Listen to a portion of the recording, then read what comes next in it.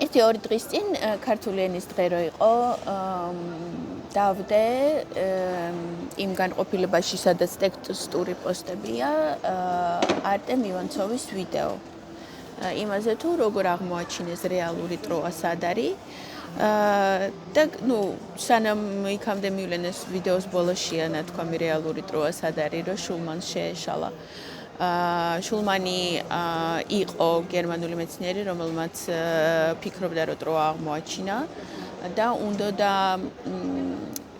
კოლხეთის აღმოჩენა, იმ ადგილის აღმოჩენა, სადაც კონკრეტულად არგონავტები მოვიდნენ ფოთში თუ ქუთაისში.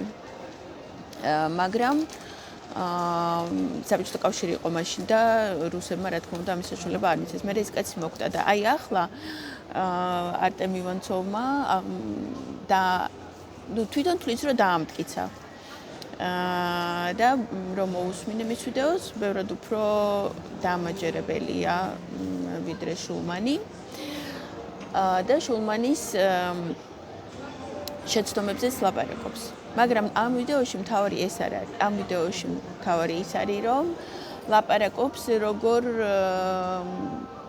წარმოიშვა პირველი იბერიკიდან, საქართველოდან მეორე იბერიკა, დასავლეთი ევროპა და რამოდენიმეჯერ ოდნავ ახსენებს მესამეს ამერიკებს, სამხრეთ ამერიკას, კონკრეტულად არგენტინას, მაგრამ მე ვფიქრობ, ეს უბრალოდ ჩემი ინტუიციური ფიქრია, ამაზე ჯერ რა თქმა უნდა არავის არ უმუშავია, რომ მარტო სამხრეთ ამერიკაში არ ჩავსულვართ ჩვენ, ჩრდილოეთ ამერიკაშიც ჩავედით და ლამის კანადამდე ვართ მისულები მაშინ თავის დროზე. არტემ ივანცოვს აქვს ასეთი პროექტი ორ იბერიას შორის, მესამე იბერიაზე ის არ ლაპარაკობს, მესამე იბერიაზე მე ვლაპარაკობ. მაქვს კიდევაც რამოდენიმე ვიდეო ციკლების ბრუნვაზე და სამ იბერიაზე. ოღონდ ეს ჩემი ისეთი მითოზური და ფანტაზიური საუბარია და არტემ ივანცოვი არის მეცნიერი, ენათ მეცნიერი და ისტორიკოსი, რომელსაც მთელი პროექტი აქვს იმის დასამტკიცებლად, რომ ეს მართლა ასე მოხდა, რომ მთელი ეს ცივილიზაცია დასავლური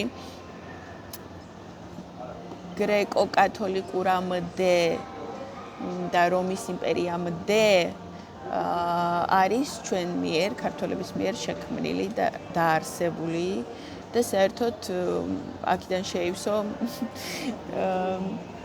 მთელი ის ტერიტორიები, მთელი ესპანეთი შესაძლოა კელტებიც აქედან წასულები იყვნენ. და ბრიტანეთის კუნძულებზე ყველაზე ძველი და აბორიგენული ხალხები. აბორიგენული არა, რა თქმა უნდა, აბორიგენი უკვე ვერ არიან, რადგან აქედან წავიდნენ, მაგრამ ყველაზე ძველები ვინც არიან. ეს კავშირებიც არსებობს. მოკლედ, ძალიან საინტერესო ვიდეოა, მიუხედავად იმისა, რომ ბევრი რაღაცა ცოტა ისე ყურებითაა მოქაჩული, ცოტა ზედაპირულია და ცოტა გაზვიადებულია, კონკრეტულად რეებია გაზვიადებული და რეებია ყურით მოქაჩული. მე უკვე ქართველ ენათ მეცნიერთან ვილაპარაკებთ, ბადრი ქუთელიასთან, ბადრი ჩვენთან იყო უკვე ორჯერ სტუმრად და არტემის მერე ბადრიც მოვა. ხო, და არტემს მე მივწერე, ვთხოვე რომ მოვიდეს სტუმრად ჩვენს არხზე და გველაპარაკოს. ოღონდ მე არტემს როცა დაველაპარაკები, ეს იქნება მაისში, დასაწყისში, შუაში თუ ბოლოში ჯერ ზუსტად არ ვიცი.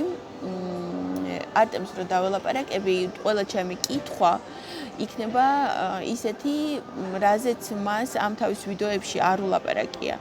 ამიტომ ჯობია რომ ჯერ ყველა ნახოთ. მართლა ძალიან საინტერესო, აი უსაინტერესო ესია. მე მთელი დღე, რო დავიწყე ყურება დილით, ღამის 2 საათამდე, სანამ ყველა ვიდეო არ ვნახე, არ მოვჭი. და ვერ შევწყვიტ ეს მოსმენა.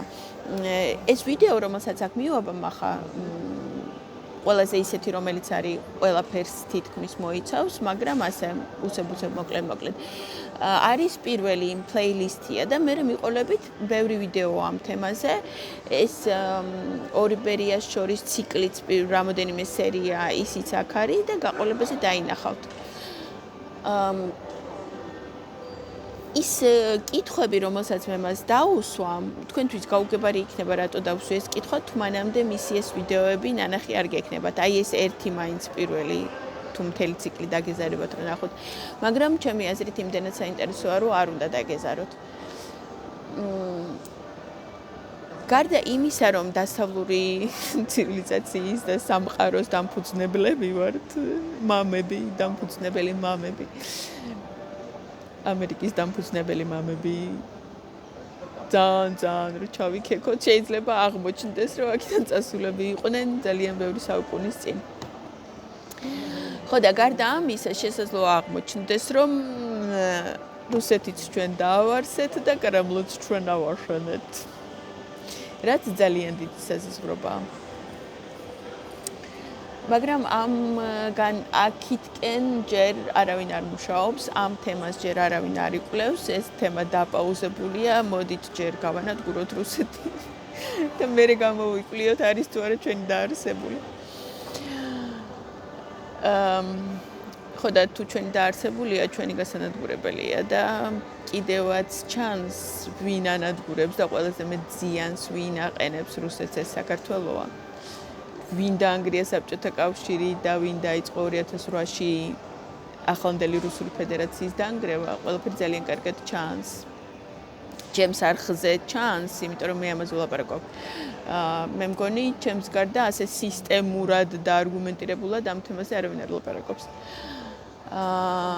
ხო და რადგან მიგვიქარავს, როდესღაც ეგ მიქარვა, ჩვენ თვითონ უნდა გავასწოროთ და მთელი ის უბედურება, რაც გადატანილი გვაქვს, ბოლოს აღმოჩნდება, რომ შეიძლება სამართლიანად გვაქვს გადატანილი, იმიტომ რომ ჩვენი შექმნილია ეს ბოროტების იმპერია არა. იმპერია არ არის რუსეთია, რაღაცა მოიმპერიო სიბონცხე.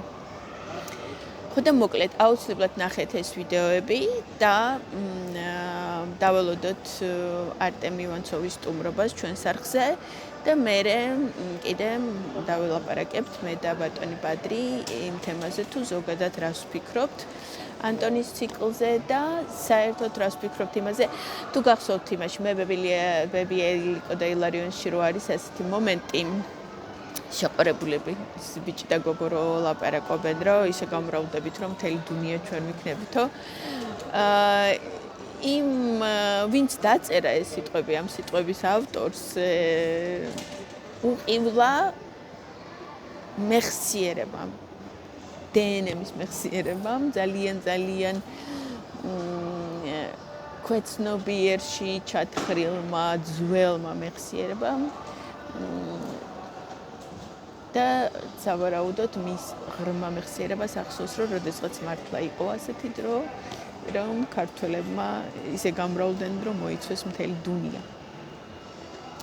ეს ერთი და მეორე კიდე ძალიან ბევრს უნდა რომ ეს ამას უფრო უკრაინაში ამბობენ ხოლმე მე საქართველოში არ მინახავს რომ ვინმეს ეთქვას რომ რუსეთის ადგილას უნდა რომ ოკეანე იყოს ჩვენ უბრალოდ ვიძახით რომ რუსეთი გვინდა რომ დაინგრეს.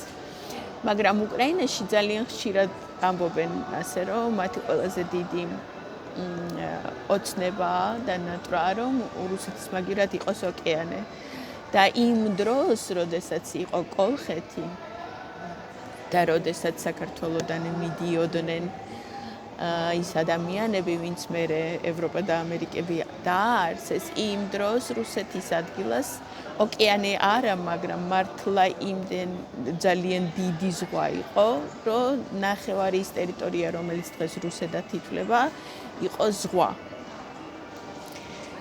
ანუ როდესაც ჩვენ გქონდა სახელმწიფო რუსეთი კი არ არსებობდა კი არა საერთოდ ის მიწა არ არსებობდა სადაც ესენი დღეს დარბიან.